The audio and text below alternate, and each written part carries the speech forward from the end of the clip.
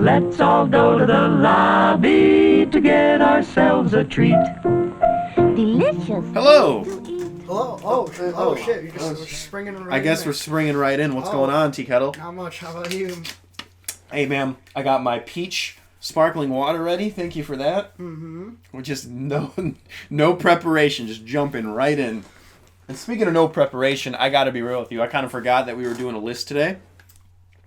No problem. But we're going to do this list, and it's only a top 5, so we'll probably have some time to talk about some trailers and some other things, too. Yeah, are we jumping right into it? I guess we're jumping right in. We're doing our top 5 most anticipated of 2020. But before we get into that, I was kind of starting to reminisce about our most anticipated list of 2019 of what we did last year, and it's kind of funny how, like, when we look at our top 5 most anticipated list of 2019, what ended up, like, any of those films that really ended up on our list, like, it's completely different almost. Yeah. I remember I had Underwater and The Kid on my list last year for most anticipated. I did see The Kid, by the way, recently, like a week ago. Which one's The Kid? It's the one directed by Vincent D'Onofrio. It's the story about how this kid in the Wild West, how this kid gets his sister kidnapped by his uncle. And then he recruits Billy the Kid to kind of help protect him. Totally forgot about that. Yeah, right? So I thought the trailer was so cool. The premise is freaking amazing. And I saw it, and I'll just do a quick review of it right here. It wasn't that good. It really wasn't that good. They really squandered their amazing premise. Because the premise just on paper is awesome. But they didn't utilize that premise at all. What they did was they tried to make it historically accurate. Big mistake. They should have just gone full historical fiction is what they should have done. Because in making it historically accurate, it doesn't connect. Because then you have this fictional part, which is this kid getting his sister kidnapped by his like gang leader uncle. And that just seems like a subplot at this point. Even though it's supposed to be the main plot. And I'm like, this is weird. Like, it's like you're watching a B story happen that's supposed to be the A story. But the B story is this historically accurate thing of Billy the Kid and Pat Garrett and the chase between them, and I'm like, this is not what I was promised. Yeah. And then I rewatched the trailer after I saw the movie. The trailer is edited to seem like it's historically fit, like it's a historical fiction movie, like what you expected, and then it's not that at all. Yeah. And I'm like, wow, like that was. So do you remember your other 3? I do. I had Underwater, which was supposed to come out last year, and then they moved it up to this year, so that doesn't even count. And then Irishman, Once Upon a Time in Hollywood. Both of those were actually pretty good.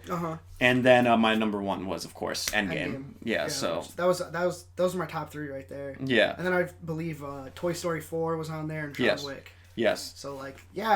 So you had good worked luck. out pretty well. You had good luck on that one. A lot of my honorable mentions turned out to be like some of my favorite of the year. You took some risks. I really did. Yeah. I really did. Yeah, but a lot of my honorable mentions turned out to be some of my favorite, like Joker, 1917, all those films. I'm like, damn, I wasn't expecting it, but. So I guess we're making predictions for this year. That's right. Oh, and I had A Hidden Life on there as well by Terrence Malick. I didn't get to see it. No. But I've been hearing some very Malicky things about it. So. Malicky things. Yeah. Yeah, we gotta get around to that one. That's right. So we're doing our top 5. So do you have any honorable mentions? Oh fuck yeah, I do. I have 1, 2. Keep in mind, 3, 4. I was very unprepared, so my list might literally change as we're doing this. Once I hear some of yours, and I'm like, oh shit, yeah. I have 9. You have 9 honorable mentions. Yes. Okay, go ahead. First up, I have faith in this one. I saw the trailer. I really like it. The Lodge, which comes out very soon. Yeah, I heard some really good things about it from, I think, Sundance, or some type of TIFF, one of those. Yeah. Yeah. Yeah, it looks good. Wasn't that big of a fan of Goodnight Mommy, but this one looks a lot better in my opinion. So I'm holding out for good time for that one. How many do you have? Let me see. I got 1, 2, 3, 4, 5. Okay. Yes. Okay. So my first one. I know it's look. You're going to see the dichotomy between us in a way. Free Guy. I think it looks fun. I kind of like the way it looks. I mean, it's very Ryan Reynolds, very Deadpool-esque, but I like the idea of a big budget original movie. And it's funny how video game movies suck, yet when movies are based in video games, they're like decent. You know what I'm saying? Oh yeah. Like when you adapt the actual video game, it always sucks. But when it's a movie just about video games, It's pretty And good. there hasn't been a good video game movie, has there? Nope. I think the closest thing to a good video game, like, adaptation that we've seen, I don't know. I'd probably have to say, like, the latest Tomb Raider remake, which is, like, it's a decent film. Like, it's a watchable film, but I wouldn't say it's, like, great.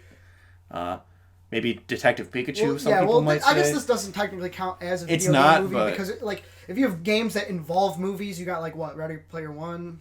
Yeah. Ready Player One, Jumanji. Scott Pilgrim. You know, this movie, Tron. You know, like, those are, like, different. Like, they're in a different world. And those seem to be a lot more successful than just adapting the video games. Yeah. So, yeah. I got No Time to Die. Nice. Cary Joji Fukunaga. I really like him. I really like the James Bond movies, especially Skyfall. So, this is the last one, isn't it? Yes, his last one. His last one. So, I don't know. Let's go out with a bang.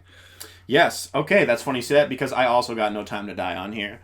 Cary Fukunaga is, like, a really cool, like, visionary, I think. I've only seen a couple episodes of that show, Maniac. But... I finished it. Oh, how was it? It's good. Yeah. Solid. Yeah, that's what I figured. I mean, the guy has a vision, and it's crazy that he is the first American director of any James Bond film. Ever. So That is fucking crazy. It is crazy. So I hope he pulls out all the stops, and I'm excited. And how does that dude not age? He's like 45. The dude looks like he's 20. Well, good for him. Dude, okay, so I got a weird one on here. Trial of the Chicago 7, which doesn't really seem like my type of premise, but it's Aaron Sorkin, and he hasn't really done me wrong. That's the one. I remember how I told you earlier, I'm like, there were films I heard of, but I was trying to look them up. I couldn't find them. That's one of them. That was one of them, yeah. It's got Sacha Baron Cohen in it, Eddie Redmayne, Joseph Gordon-Levitt, Michael Keaton. It's got a good cast, and like, I know not a lot of people liked Molly's Game, but I had no problems with it. I'm kind of looking forward to this one. Yeah. I thought a lot of people liked Molly's Game. I don't know. Yeah? Yeah, I don't know. I think it did all right, but, like, you know, some of the smaller outlets, I guess, they weren't really too keen on it. Okay. Sorry, were you done with that? Yeah. My next one is Top Gun Maverick, and which is kind of funny because I haven't seen the first Top Gun. I haven't. I feel like you don't need to see it, though. Like, they're two different movies. Yeah. It looks like two this different one movies. seems very serious, like the second one. I don't know if the first one's very serious, but the first one from the clips I've seen seems very, like, very Tony Scott, very, like, you know, like, adrenaline, yeah, woo, kind of film, where this is like... It's an 80s movie. Yeah, it's an 80s movie, where this one seems like it's very introspective, and Joseph Kosinski, I think, is a really good director. I think he's very underrated. He did Tron Legacy, he did Oblivion. The guy has a very cool visual style. Yeah. And I like his films. And Tron Legacy being his first film, I think that for a debut, to get handed I think Jeff Bridges even said it, like, to get handed a $200 million film and say, hey, this is your debut, do your thing. Good for him. Good for him. And I think I actually like Tron Legacy. I think that film gets a bad rap. And then he did that Wildfire movie. I think it's what is it called? It's some Wildfire movie, but it got really good reviews. So, and I also like Oblivion, and that also kind of got mediocre reviews. But I have hope. Yeah, I mean, this one looks like he's trying to put you in the pilot seat. Yeah, and Tom Cruise does all the flying. Dude, he flies the jets. This dude is nuts. He literally flies the jets, dude. What is, like... I don't think there's a lot of people as dedicated as him to the craft. He's insane, but in the best possible way. He's one of the best movie stars ever. Yeah. Like, he kills it every time. Yeah. He's like, people who even work with him, they say that they've never met someone who will dedicate themselves to the craft more than him. Like, he pours everything into his role, no matter what it is. Yeah. I'm like, damn. Makes a better product. It does. The next one, I got a weird one. It's called The Sound of Metal. It's about, like, a metal drummer who starts to lose his hearing. And so, like, I hear that the sound design in this thing is, like, amazing to, like, fuel, like, the immersion and, like, the empathy of it. But, like, I guess he starts to create a new style or whatever out of it. And it just got me thinking about this band called Death Heaven, who's, like, pretty famous for being, like, to a lot of metalheads like watered down metal. They're like shoegaze metal, which is like dreamy, like very emotional style like black metal. So it's like kind of like good conquering evil, and I'm just kind of curious to see if they make their own like subgenre of metal out of this movie. All right. Yeah, so kind of a weird thing. It's kind of funny how you dive deep into shit, and I'm just like, yeah, Cary Fukunaga looks 25 years old, and he's 40. Can you believe it? Well, I mean, you're coming up with a list on the spot. That is true.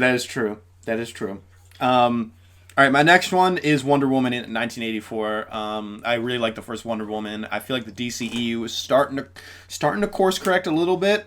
Hopefully, I mean, we'll see. There's a trailer that we might talk about today that might be suggestive of the opposite of that. But Wonder Woman was really good. Patty Jenkins is back in the director's seat, and I think she did a great job with the first one. And I think this one is really good. Looks really good. The only concern I have is that two things. It's going to be just the exact same movie, just set in a different time period and some role reversals. And two, Steve Trevor's back, and I hope it's not forced, and I hope that it makes sense to why he's back. And that just seems like a very sequel-itis thing. Yeah, I didn't like that. Where it's like, oh, well, fans loved their chemistry in the first movie. We got to bring him back in the second one. And it's like, what? Because that kind of makes his sacrifice in the first movie less meaningful now. Yeah. You know what I mean? If they bring him back. I don't know. If they come up with a really good explanation for it, that's fine. Also Pedro Pascal as Maxwell Lord. Maxwell Lord's not like... He's always been like one of those villains in the DC universe that's just there. I mean, he's just another Lex Luthor is what he is. You know what I mean? And I'm like... People have always tried to make Maxwell Lord, like, bring him to the big screen. Like, even in George Miller's Justice League Mortal, he was the main villain. And I'm like, why do people love this guy? He's just another Lex Luthor. Like, get someone cooler in there. Mm-hmm. But Cheetah's also in it. So, hopefully that can balance it out. And is Pedro Pascal a good cast for it? For Maxwell Lord? Yeah. Yeah, I'd say so. Yeah. Cool. Mm-hmm. I mean, again, Maxwell Lord is just kind of a very just average. He's just a very kind of second-rate Lex Luthor kind of villain. But yeah, I mean, it's better than Justice League Mortal. In Justice League Mortal, they cast Jay Baruchel to play him. Oh boy. Or whatever his name is. Yeah. And I'm like, oh god, no. I would never cast him for a villain. No. But Wonder Woman 1984. Hopefully it's good. Yeah. I'm excited. Holding out hope. This one I don't really know too much about. It's called Blow the Man Down, which is like a Coen Brothers style like crime comedy. Okay. I've never heard of these films. Which I haven't. I went on like IndieWire, and they have like a bunch of stuff that have already come out and they've seen, and so they were like, "Hey, this is some good stuff." Mm-hmm. And this movie, I mean, I haven't seen a good like crime comedy in a while, so I'm kind of interested. Yeah. So, yeah, I really got nothing more to add to that. All right. My last honorable mention is Ghostbusters Afterlife. Ooh. I know. I'm not like the biggest Ghostbusters fan. I'm not. I like the first movie just fine. But I'm not like a guy who goes to conventions and dresses up, you know. Like, I mean, Ghostbusters has like a Star Wars level fandom almost, you know, and it's like kind of crazy. And I'm not one of those guys, so... But I will admit that when I see a movie that looks pretty decent or looks bad, I'll admit it. Like, I thought the 2016 movie just looked bad. It's not because they were all women. It's just because it looked bad. Mm-hmm. You know what I mean? And I feel like this is where what they needed to do is kind of take it in a more serious direction. Like, I know that Ghostbusters is widely known for being comedic, but I feel like this is the way to do it. And I really like the cast, like Finn Wolfhard. And Jason Reitman is in the director's chair, who is the son of Ivan Reitman, who directed the first two movies. And it's like, if anyone can pull off a Ghostbusters sequel, it's this guy. He literally grew up on the set of Ghostbusters. He said that. Yeah. He was 6 years old on the set of the first Ghostbusters movie. So if anyone has the attachment to it, who is a great director in their own right, and who can pull off something like this, I think it's him. And he's gearing it towards kids in a way, because like the main cast is like very kid-centric, and I think that's a very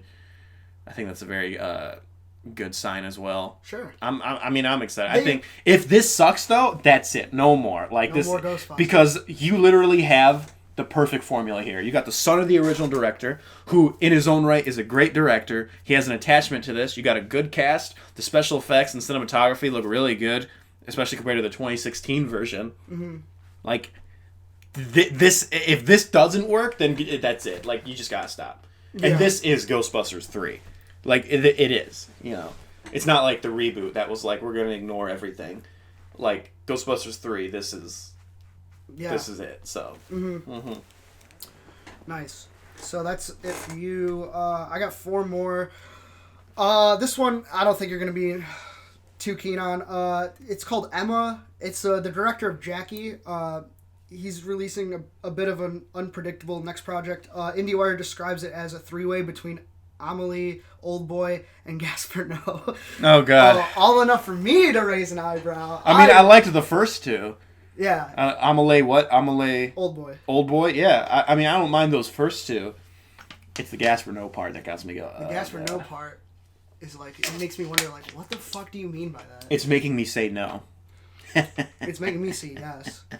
And then we got, okay, so I feel like these 3, you're going to be interested in. Mm-hmm. But Emma sounds interesting. But, the French Dispatch, which is the new Wes Anderson movie. Okay.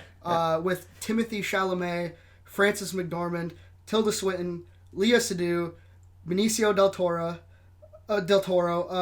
Bill Murray, Jeffrey Wright, Owen Wilson, and I can't say her, Saoirse Ronan. Nice. I always struggle to say her name. Yeah. So I mean, it's just a Wes Anderson movie. Yeah, that sounds great. Good. It sounds good to me. I'm down. I'm always down. And then we got these next 2. We don't know too much about, as far as I know. Mank, which is the David Fincher movie.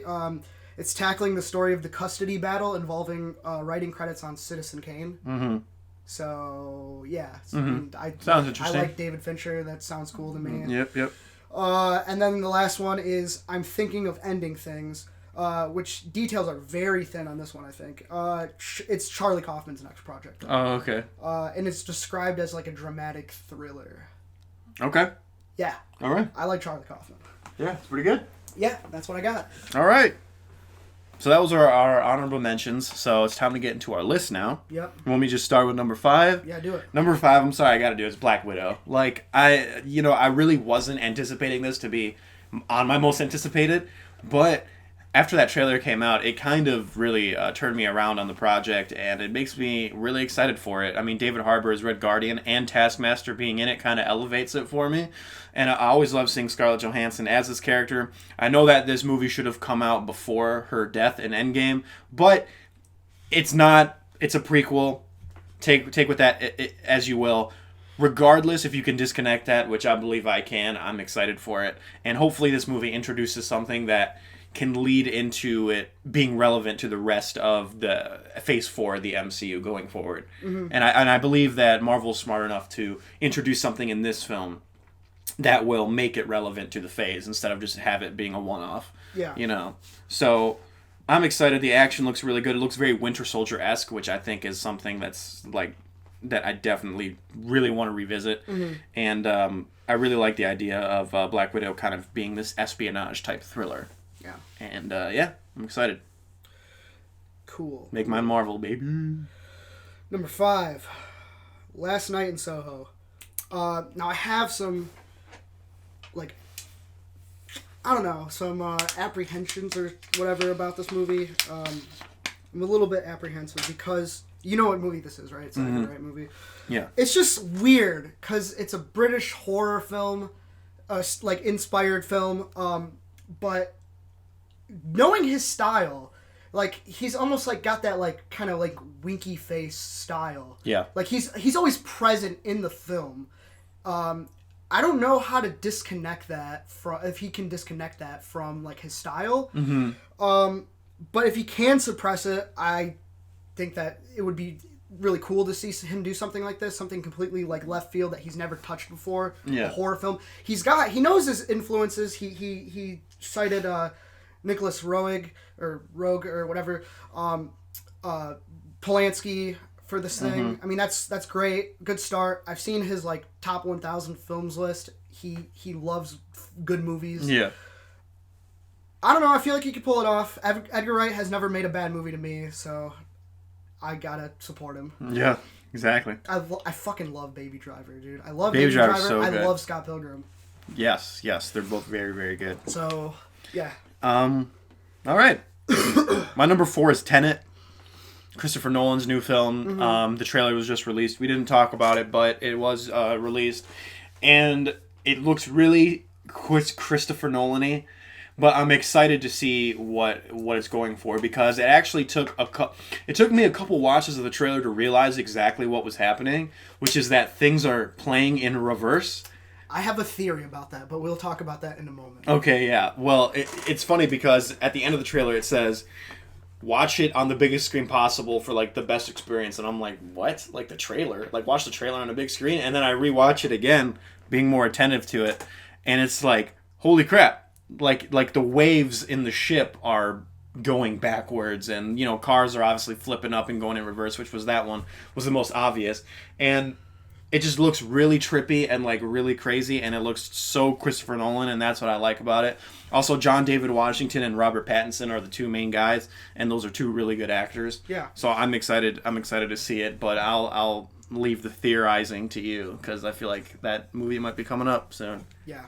All right. But not right now. Okay. Because right now it's The Truth, which is the next film from Hirokazu Korida, who brought us Shoplifters. To counteract winning the most prestigious film award, he ups the ante by making another modern family piece that can only be described as more complicated.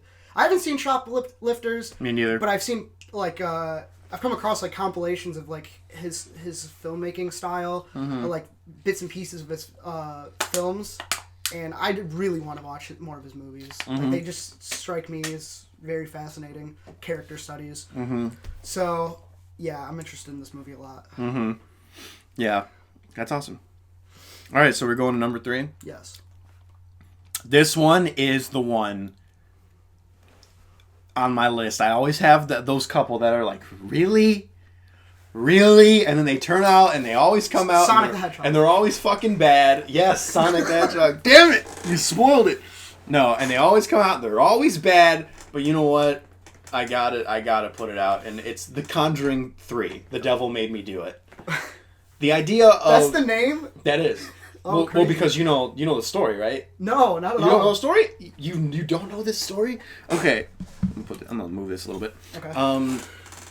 So, The Conjuring 3, The Devil Made Me Do It, is the story about the real life murder of, like, this guy, like, killed his family or whatever, and then in the courtroom he said the devil made me do it. That's become, like, a very famous quote just in pop culture now. Okay. I mean, you've probably heard people say the devil made me do it. Yeah, that came from that. Because he literally thought he was possessed by the devil and, like, killed his family or whatever.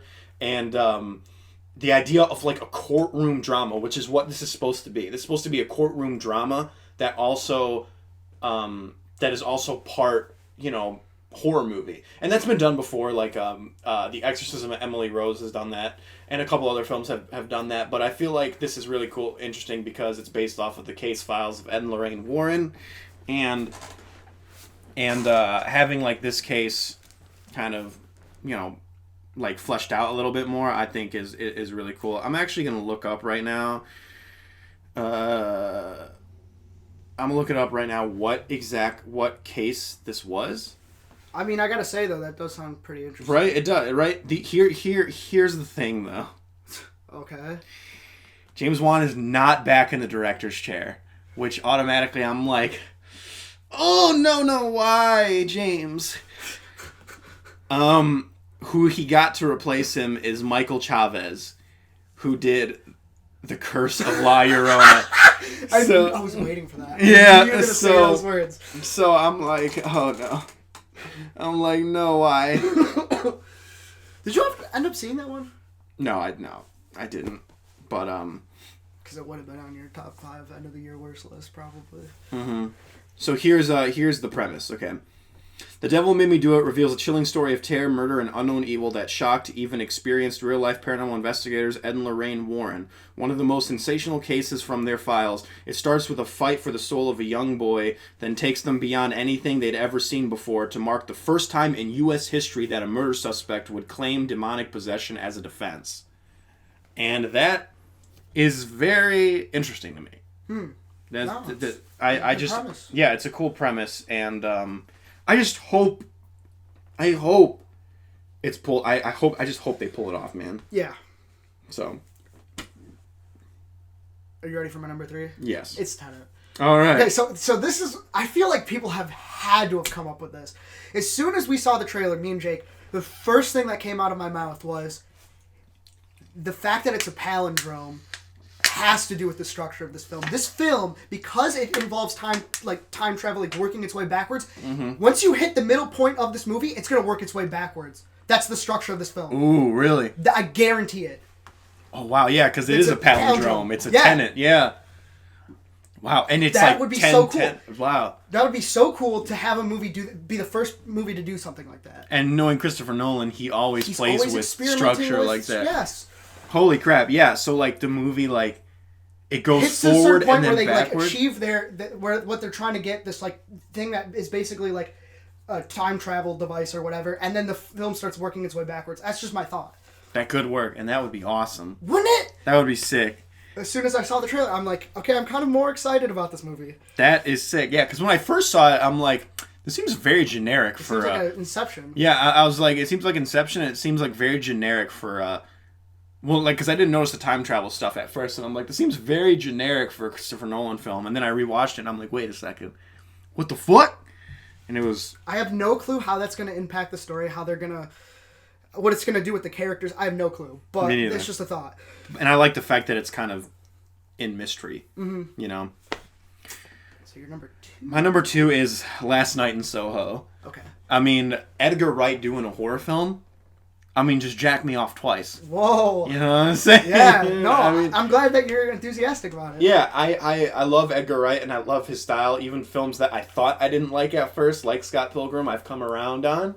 And I just really like what he did with Baby Driver, and it's really interesting how he's kind of disconnected himself from his style, but he hasn't at the same time, if that makes any sense, because I wouldn't put Baby Driver in the same league of, like, Hot Fuzz, Shaun of the Dead, and the whole Cornetto trilogy, because it is very... I think it's very different. Like, it's different enough. Yeah. You know, I think the Cornetto trilogy is so Edgar Wright.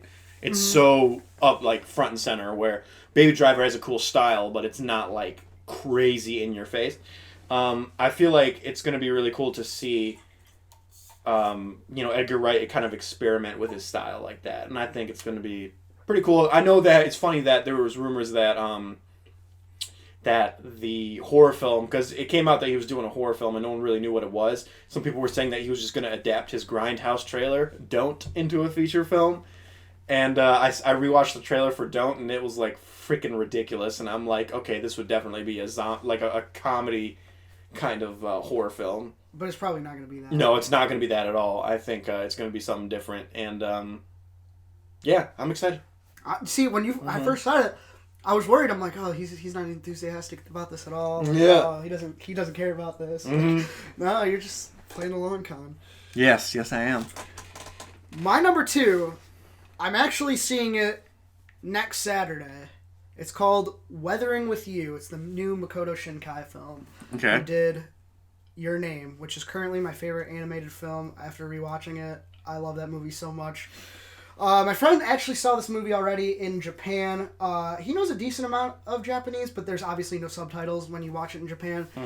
He cried like a baby. Really? He said like everybody that he could see was crying like a baby. So I can't wait to watch this movie. I think we already got tickets for it. I'm very excited. All right. Damn. So you're gonna have a review for that coming up real soon. Very soon. All right. Going to my number 1. My number 1 is Mank. Yeah. What? Yeah. David Fincher's film. I mean, look, a biographical film about Herman J. Mankiewicz and his battles with Orson Welles. Hell yeah, I'm down. Fucking David. I know it's crazy that a Netflix film is on my number 1 most anticipated, because this is coming out on Netflix. But, dude, like, that's insane. David Fincher. I love David Fincher. And it's based on a script written by his father. Yeah, that's what I heard. And that's just crazy. And I'm just really looking forward to it. I mean, David Fincher has a really cool way of taking dramas that you don't think you'd be interested in and just flipping them to be like, holy crap, like I'm really interested in this. And the fact that I am interested in this just like shows to me like, oh shit, like I'm gonna be really fucking enjoying this. I don't think this one has a release date though. I mean, I'm sure it will come out in 2020. Yeah, that's what they're saying. Yeah, they're saying 2020. So I hope that's true. But otherwise, you got another underwater on your hands. Yeah, I know, right? For real. So Gary Oldman, Amanda Seyfried, Lily Collins, Tom Burke. There's a lot of really cool actors in here, and I'm excited. Yeah, no, for sure. Mm-hmm. And what's my number one? Come on, it's. Oh, yeah, I know. I forgot about this film. I probably should have put it as an honorable mention. It's Dune. Fuck yeah, it's Dune. Yeah. I don't even need to say anything. It's my favorite director, dude. I love him. Yeah. It's been since October 2017 since we've had a film from him, and I haven't been deprived of anything from him in like a long time. It's been every year for like 5 years, 6 years, where he was releasing something, and now I'm waiting 3 years. What the fuck? Well, it's a big film, but and I feel like it's gonna blow my shit up. I just cannot wait. Do you think Dune's gonna make any money, or do you think it's gonna be another Blade Runner situation? Because it's another high concept sci-fi film. It is. I mean, Blade Runner is a sequel to a movie from like 80. Yeah. And this one isn't. It's like you can just watch it. Yeah, it's true. So, but I don't really know how many people like are interested in that kind of thing. I don't know. Probably not. But then again, Arrival got a lot more exposure once it was nominated for Best Picture. That's true. So who knows? I don't think it can fail. I can't see a world in which I don't like this movie. All right. I hope those words don't. I know the famous last words, right? Mm-hmm. Whew, getting a little bit of a stomachache over here. Oh no. I know. My tummy. So that's what we're looking forward to. Yeah, dude. I'm actually really excited for like a ton of shit. Like almost like another list could have been made. Yeah, I know. If I did more research, I probably would have had a lot more honorable mentions and stuff. But again, I was blindsided this week, so I didn't get a chance to really research stuff. But no big deal. No big deal. Trailers. We got 3 of them we're going to talk about. We're going to do this a little quickly because your boy got a little tummy ache. Okay, yeah, no problem. What the fuck are we talking about? New Mutants. This film has been delayed 2 years. Josh Boone's horror take on the X-Men universe. This is officially the last 20th Century Fox X-Men Marvel film. Nah. Yeah, I don't know, man. I'm rooting for it because of Josh Boone because he was put through the ringer for this film. I know that there were supposed to be reshoots for this film, and that's why it was delayed. But then when the acquisition of Fox was taken over by Disney, they'd never even shot the reshoots. Because I don't know, I think Fox wanted to make it more action-y, more X-Men-y, and less horror film. And now that didn't happen, Josh Boone, he even came out and said in a statement that he gets to release like his vision. So that's cool. He said his vision's uncompromised now, thanks to Disney. They just let him fucking release it. Hey, that's great. So that's good for him. Yeah, because I fucking hate when studios fucking meddle in that shit. But yeah, I feel bad for this guy. Like, holy crap. So you wanted to succeed? I wanted to succeed, but I'm not like, no. But the ideas are cool. I know these characters from the comics. They're very different interpretations. Magic, who is played by Anya Taylor-Joy, that's actually Colossus's sister. Oh. And she has the power to release this magical blade out of her hand, which you kind of see in the trailer. Yeah.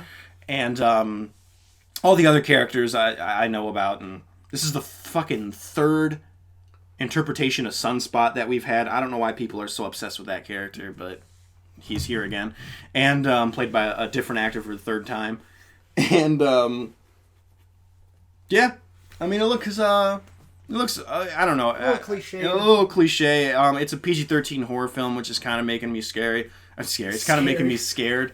Because, like, I feel like if this was R, I'd be more excited. Because that would push something. It would be pushing the boundaries a little bit more. Yeah. For a comic book film. And I don't think it's going to be doing that. True. It's based off of the Demon Bear saga. Where, like, the villain of the film is, like, this demonic bear. Like, this giant, like, demonic psychic bear. It's insane. Okay. And you kind of see it in the trailer, like at the very end, like you see his face roar for like a little bit. And I'm like, I hope they do something with that because that's trippy. Yeah. Yeah. That's fucking weird. Yeah, it is weird. The idea of like a dark version of the Xavier Institute, which is kind of what this is, I think is a cool idea. It's like, let's have a dark mirror of like the school for gifted youngsters, but instead of like have it all be happy, it's like, oh, this fucking sucks. Let's turn the lights off in every room. Exactly. I'm like, okay, that's a cool idea. I hope they can execute it well. Yeah. Mm-hmm. Yeah. I'm in agreement. First Cow. First Cow. Dude, this movie looks cool. It looks very heartwarming, kind of just... Yeah, it's like he gets a cow, starts making like... Cakes. Cakes with it and stuff. Mm-hmm. And, you know, he gets to follow the American dream. That's right. The first, like, retelling of the American dream. Yeah. Ever. Something like that. And it's kind of cute. I don't know. It is. You know what I am getting tired of, though? I'm starting to get really tired of the 4:3 aspect ratio. Especially with this film, I don't feel like it deserves it. Because, like, I don't know why this is a 4:3 film. Something like mid-90s, I can understand why it's a 4:3 film. This, I'm like, why is this a 4:3 film? I feel like this is just something that people, like, that are just doing it now. And I feel like the scenery is so cool. Because, you know, like, they're on, like, the river and shit, and they're in the woods, and I'm like, this looks like really cool cinematography. It's like, I want to see all of it. Yeah. I don't think this needs to be a 4:3 film. That's fair. But yeah, it looks like a fun time. I like the song, the William Tyler score. He has a album, Modern Country. It's pretty good. So I like the song in that. Heartwarming trailer. Yeah, melancholy. All right, Birds of Prey and the Fantabulous Emancipation of One Harley Quinn. That is the title. This is actually rated R. This is rated R. Yeah, it's rated R. Did it look cheap to you? Like the way it looked? I don't know. I don't know if it looked cheap, but it looked like very stylized, and I don't know, man. It's like, I did not like Suicide Squad, so the fact that they're kind of keeping that interpretation of Harley Quinn, like, I don't mind Margot Robbie as Harley Quinn. I think that's a great casting choice. But like, keeping that interpretation of Harley Quinn is very strange, especially because now they're making it rated R, and they're really trying to distance themselves from Suicide Squad. Like, they're like, me and the Joker broke up, and it's kind of insinuated that he was murdered, kind of. Yeah. And I'm like, okay, then why not just go full blown and just have like almost like a reboot at this point, and just like whatever, you know? I don't know. It looks weird. It's definitely very not following the comics Birds of Prey at all. These characters. My brother was asking about all these characters. Like, how can you have it without Batgirl? Yeah. Yeah, she's the one who started Birds of Prey. Yeah. What they did is they combined Birds of Prey and Gotham City Sirens. Because Gotham City Sirens is another female team that has Poison Ivy, Catwoman, and Harley Quinn. And then the Birds of Prey is like, Batgirl, Katana, Oracle, all these other female superheroes. Yeah. Black Canary and Huntress, and then they just combine them. They combine Birds of Prey and Gotham City Sirens, which I don't think, like, that's strange to me. And this is the Harley Quinn movie. This is not Birds of Prey. This is Harley Quinn. Yeah. So Huntress and Black Canary, who look nothing like their comic counterparts, I guarantee you they're going to get like the shaft in this film. And also Black Mask, who in the comics is this really intimidating crime boss. He's like this really kind of flamboyant kimono wearing like dude. McGregor's character. McGregor's character, yeah. At least you get to see him wear the black mask, which is like, finally. I guarantee you he's going to have that thing on for like 30 seconds in that film. Yeah, because you got to show off that you have Ewan McGregor. Yeah, exactly. Yeah, they're taking a lot of liberties, which I don't really mind. And I'm not like the biggest fan of like the DC comics, or like, I like DC, but I'm much more of a Marvel fanboy. But yeah, I don't know. I hope it's good, but it's very kind of assaults you in a little bit. It's like an assault on your senses a little bit. I think like watching this one specifically out of the three just goes to show that I'm like I don't understand trailers, because I can't really pull anything out of it, and I'm just like, whatever. Yeah, I know that. I don't know. If it gets good reviews, I'll see it. How about that? You know what I mean? But it's not a film I'm like super crazy about. Like if I miss. Yeah, for sure. So those are the 3 trailers. Mm-hmm. And You can do some recently seen stuff. I've actually watched a lot recently, but like some rewatch stuff. Mm-hmm. I rewatched The Joker with my mom. She saw it for the first time, and she loved it. nice. Loved it. She said The Joker like has basically like ruined movies for her. Ruined movies? Yeah, What do you mean? because she said she will probably never see a film that good. Okay. Is what she said. I'm glad she liked it. Yeah, she loved it, and I'm like, yeah, and after watching it for the second time as well, I'm like, fuck, I still love it. I Good. still love it. I love it so much. Oh, it's so good. And you know what else I rewatched, and I actually liked more? What? You're gonna think I'm crazy? Okay. Solo, A Star Wars Story. Okay. I rewatched it on Netflix just because I was bored. Uh-huh. I'm like, I'm in a Star Warsy mood. The movie's like not that bad, especially now when the controversy is completely behind it. You know, of like the whole behind the scenes controversy and shit. I'm like, this film is really not that bad once it gets to stand on its own. And like, I even got goosebumps at some parts that Yeah. I forgot about. Like seeing Han and Chewie pilot the Falcon for the first time in like their history. I'm like, and like the fucking music plays, like the Star Wars theme. I'm like, yeah, dude, this is fucking sick. Alden Ehrenreich is like a really good Han Solo. He really is. Like he was a really good choice, and I really liked it. The action is really good. Special effects are really good. Nothing seems rushed in this film. There's only one thing that I don't really like about it, which is some of the humor, which I guarantee you, I would put my money on that was the stuff that was left in from Phil Lord and Chris Miller. Yeah. I guarantee you this. All the stuff. It's funny how people are like they should have just let them do their thing, but I'm looking at this film and I'm like, I guarantee you Ron Howard saved this film. Mm-hmm. I guarantee you Ron Howard saved it because I'm like all the parts where I'm like I don't like this, they reek of Lord and Miller, and I'm like, you know, I'm just like I definitely understood Disney's position. Would it have moved up on your your 2018 list? I know that it was like an honorable mention. It was like an honorable mention.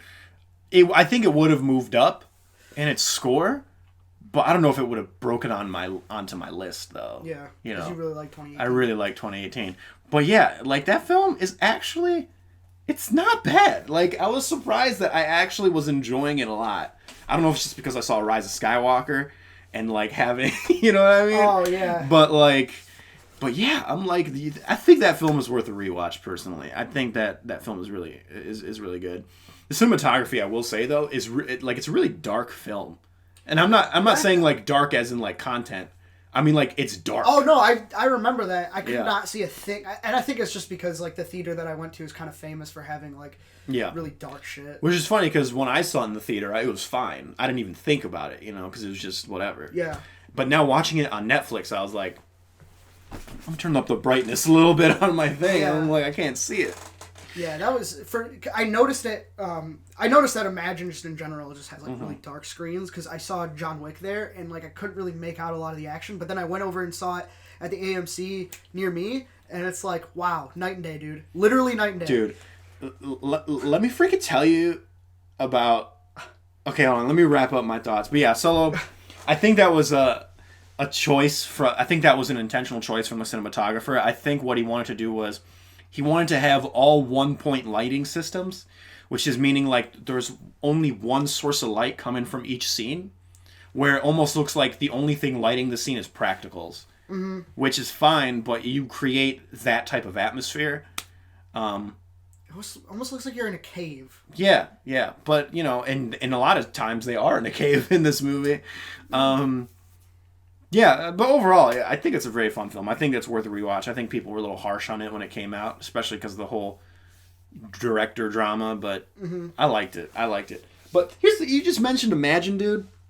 Ooh. Okay, so I have like a cross with them right now or whatever, like because I lost my wallet there. Really? Oh, I didn't tell you. I know that? you didn't tell it. I lost my wallet there. Really? And it was because somebody was talking in the middle of the movie, and I just like got up and left. Like Really? I'm so fed up with people talking. It's literally ruining the movie going experience. Absolutely. And I just didn't notice it. I was asking for a refund and stuff like that, and like I was pretty much denied of the refund. So then I just fucking bailed and didn't even notice my wallet was gone. And then I went back, it wasn't there. Really? Yep. Did you ask them? Like, Yeah, I asked them. I called beforehand to make sure that, and then I waited in between movies to go in and like look under the seats and stuff. I knew exactly where I was sitting. Mm-hmm. Yeah. And this is the one on 23? Yeah. Dude, okay. So I asked Mitch and David to go see 1917 with me, right? Uh-huh. David couldn't come, and then Mitch was like, Mitch he has such a hard-on for Imagine, Yeah. And I get it because it's the theater closest to him, but I don't know if it's because it's the theater closest to him or he truly loves Imagine. I really don't like Imagine. Yeah. And let me tell you why. First of all, their recliner seats only go up to my knees. And I'm like, that's ridiculous because the MJR recliner seats, they go up to my ankles. So it's like half my legs are like falling off the seat when I go to Imagine. And then, and also, despite the fact that I literally passed 2 MJRs on my way to Imagine, Imagine always has the worst amount of showtimes. They always have the smallest theaters, the least amount of seats available, and their screens aren't that big. I went to go see 1917. I look up the times because I wanted to cater toward, Mitch and David because they live closer to Imagine. David couldn't come, but Mitch is like, yeah, I can come. I look it up, 6:30 and 9:45. I'm like, are you serious? These are the only 2 showtimes in 1917 that you have, right? Ridiculous. It's 6 o'clock right now, so I had to rush. During rush hour to Imagine, right? Mm-hmm. I rushed to Imagine. Sold out completely. 1917. 6:30 is sold out completely. I'm like, wow. Are you kidding? I don't really see that too often. I know, right? So it's sold out completely. And I call up Mitch, I'm like, sold out. Which doesn't surprise me because the theaters and Imagines are so tiny. There's only like a handful of seats, basically. There's like, their theater sizes are so small. And then he's like, oh man, blah, blah, blah. And I'm like, well, there's one at like 6:45 at MJR Partridge. I can maybe make that, but there's one at 7:30 at Partridge as well. Because MJR has fucking 5 showtimes. They don't only have 2. Uh-huh. You know what I mean? So they got like 4 to 5 showtimes. So I could pick which one. And then he's like, you know what, man? Like, I had a gift card for Imagine. I don't want to go there. Blah, blah, blah, blah. I'm like, fine. He's like, I don't want to, go to MJR. And I'm like, oh my God, whatever. So I go to MJR and I like speed there and I make it to the 6:45 one.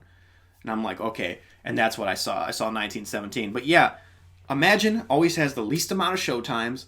Their theater sizes are so small. That's why they're always sold out, like all the time. Mm-hmm. And their screens are not that big. And then they have you pay extra for an IMAX experience, which is basically just the size of a normal movie screen. But because their screens are so small on their standard screen, like they think that you think you're getting more by just watching something on IMAX, which is basically just a normal movie screen at like any MJR or AMC. You know what I'm saying? Yeah. It's like, I really don't like at least that Imagine. Paul Glantz, what are you doing, man? Paul Glantz, what are you doing? I love Paul Glantz. Yeah. Can you have more showtimes than just 2?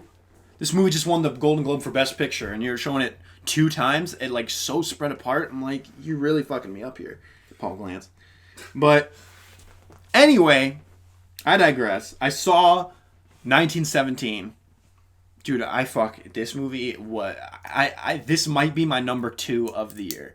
Really? This might be my number 2 of. It might have bumped Joker down to number 3. It might have. Right now, it's pretty tied with Joker for me. I absolutely loved it. Besides the technical merits, which are masterful, this movie's a work of art. Everything is in one take. I mean, well, it appears to be one take. Yes! Okay, I was wondering if that was true. Yes, everything is one take. And obviously there are hidden cuts, obviously. Yeah. And you can kind of tell when they are because it's like when they go into like a dark corner and it goes black for like a second and then they light like a lantern. It's like, okay, that's obviously where whatever. But it's so beautifully done. And you might think, okay, well, you're kind of limited in your cinematography because it's all one shot, right? No, Roger fucking Deakins has enough shots in this movie to where every shot looks different. It's a different work of art every time. Yeah. And it's like, I cannot believe how creative they got with just doing this one take thing. And a lot of people might look at that one take thing and be like, oh, this is just a gimmick, but it's not just a gimmick, because with it being one take and the story being told in almost real time, is that you are with the characters now. This is not a 2-person journey anymore. It's a 3-person journey, and you're along with them. So you get so invested into the story because of it being one take, where you're almost paranoid the whole time, like who the fuck is around me? Like, are there any Germans around? Like, you don't know. Like, you find yourself being so invested due to it being all in one take that it's extremely well done. Yeah. But they don't just bank on the one take. The story itself is also really good. Because Sam Mendes co-wrote the script and directed it, and it's a little bare bones. Basically, these two British soldiers have to get this new piece of intel to a different battalion across enemy lines, across enemy territory, to not attack because that battalion is walking into a trap. Yeah. So, and if they fail and they don't get there in time, 1,600 soldiers will die, your brother among them. Go. Like, literally, like, it's the movie just throws you in. They're like, go, you know? And as you're going along with these characters through enemy territory and shit, like, you're always like, what the fuck? Like, you're always like, the suspense is always like crazy. And you get to know the characters as they talk to each other, and you start to figure things out about them. I watched Chris Stuckman's review, and he said something I actually disagree with. He said this movie's a lot like Dunkirk in the sense that the movie throws you into this scenario, but it doesn't really develop its characters. And he still liked the movie, but that was his main thing. It's like Dunkirk in that way. And I'm like, I highly disagree with that. This movie really does develop its characters, and it really gets you emotionally invested in one character in particular. And I really do think that there is an emotional anchor to this film. I think the characters are the center point of this film. And because otherwise it would just be like some sort of experiment. And no, this film is great. I think it's like fucking amazing. If I didn't have a stomachache right now, I could probably articulate things a lot better. I just kind of want to get out of here. Yeah, for sure. I actually got to go see it. I'm going in like an hour. So oh, there you go. I got to get out here too. But yeah, 1917 I think is like one of the best of the year. I'd call it a masterpiece, which means you might hate it. No, Maybe. You know, maybe. I don't want to overhype things for you, you know, but I'm just saying I loved it. To me, near flawless, in my personal opinion. Cool. And that's just my honest review. Like, I don't want to overhype it for you, and you know, pull like an Avatar situation, but like, That's how you feel about the movie. That's how you feel about the movie. Yeah, I dude, 5 stars all the way. I wanted to, if this movie didn't have such a soft ending, meaning like, you know, just kind of like, just a very quiet ending, I was about to fucking standing O. I was literally about to. I wanted to so bad. I wanted to give it a standing O so bad, and then like no one around me was clapping. You can kind of hear the one guy behind kind of going like he wanted to do it too. Like, people wanted to clap, but they never know if they should clap. Yeah. You know? And I'm like, I would have done it. 5 out of 5. 100%. Well, this movie deserves probably the Oscar for Best Picture. It's either that. If I had to pick one, it would be that or Joker. Because those are probably the only two that will be nominated. Because there's no way Endgame's going to be nominated, which it should, but whatever. And, yeah. Yeah, so I think we should just end with a... Because I got to get out of here. So